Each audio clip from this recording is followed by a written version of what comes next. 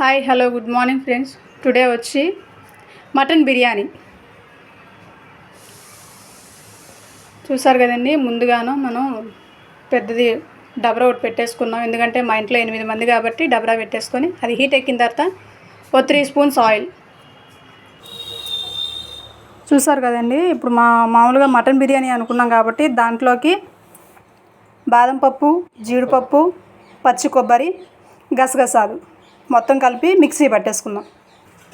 చూసారు కదండి, ఆయిల్ బాగా హీట్ ఎక్కిపోయింది. ఆయిల్ హీట్ ఎక్కిన తర్వాత బిర్యానీ మసాలాలు మొత్తం ఆల్రెడీ అన్నీ మీకు తెలిసినాయి కాబట్టి మొత్తం అన్నీ కలిపి వేసేసుకుందాం.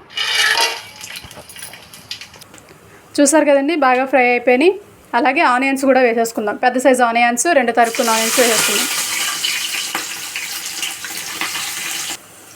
చూసారు కదండి, ఆనియన్స్ దోరగా ఫ్రై అయిపోయినాయి కదా. అలాగే పచ్చిమిర్చి కూడాను 4 పచ్చిమిర్చి నిలువుగా చీల్చిని వేసేసుకుందాం. అలాగే పచ్చిమిర్చి వేసేసుకున్న తర్వాత అండి 2 స్పూన్స్ అల్లం వెల్లుల్లి పేస్ట్ కూడా వేసేసుకుందాం.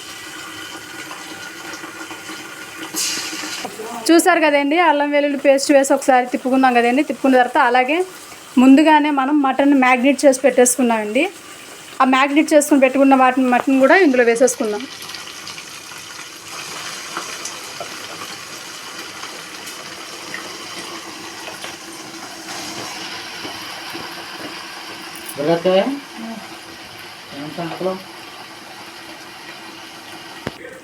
చూసారు కదండి, మొత్తం మనం మ్యాగ్నేట్ చేసింది మటన్ అంతా వేసేసాం. 50% ఉడికింది. ఉడికిన తర్వాత అలాగే బిర్యానీ మసాలా 1 టీ స్పూన్ వేసేసుకున్నాం.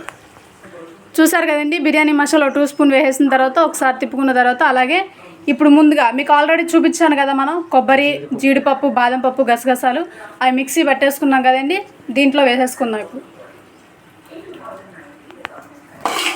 చూసారు కదండి, వేసేసుకుందాం. వేసుకున్న తర్వాత ఒకసారి అటు ఇటు బాగా కలిపేసుకుందాం.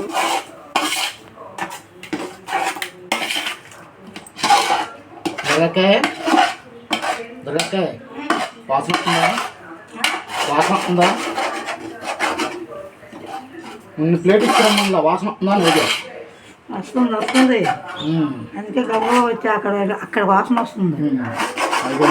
మనం మొత్తం చూసారు కదండి, మొత్తం అన్నీ వేసేసుకున్న తర్వాత ఎట్లా ఉందో అసలు స్మెల్ అయితే అదిరిపోయిందండి. తినకముందే ఊరిపోతుంది. అలాగే ఇప్పుడు మనం ముందుగాను కడిగి పెట్టుకున్న బాస్మతి రైస్ అండి ముందు నానబెట్టేసుకున్నాగా అవి వేసేసుకుందాం.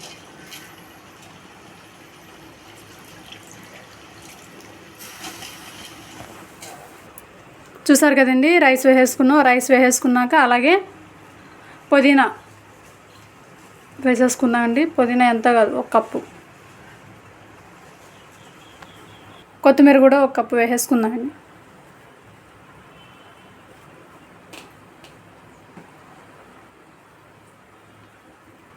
అలాగే వాటర్ కూడా అండి, ఆల్రెడీ రైస్ అయితే ఎంత అయితే తీసుకున్నామో దానికి సరిపడా వాటర్ కూడా వేసేసుకుందాం.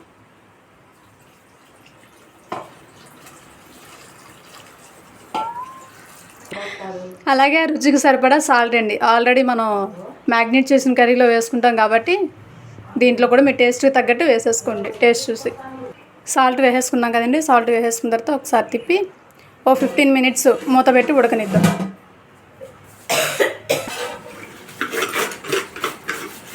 చూసారు కదండి, 15 మినిట్స్ తర్వాత తీసాము మూత. అబ్బా, మొత్తం బాగా ఉడికిపోయిందండి. అసలు గుమాయించి స్మెల్ వచ్చేసేస్తుంది. మామూలు కాదు అసలు. మటన్ ముక్క చూడండి పైకి వచ్చిందండి. మీకు 1 పీస్ కావాలా? వచ్చేసేయండి అయితే త్వరగా. చూసారు కదండి, ఉడికిపోయిన తర్వాత అలాగే ఒక 2 స్పూన్స్ నెయ్యి కూడాను వేసేసుకుందాము. నెయ్యి వేస్తే ఆ టేస్టే వేరే లెవెలే కదండి, అసలు మామూలుగా కాదు. మటన్ బిర్యానీ